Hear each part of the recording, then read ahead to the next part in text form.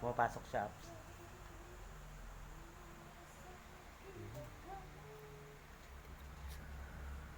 Dito kami sa Nepal. Dito kami sa Mount Everest, guys.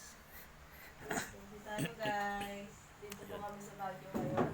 Naka-live kami dito Hello ngayon. guys, nandito nga pala kami sa shout out Baguio.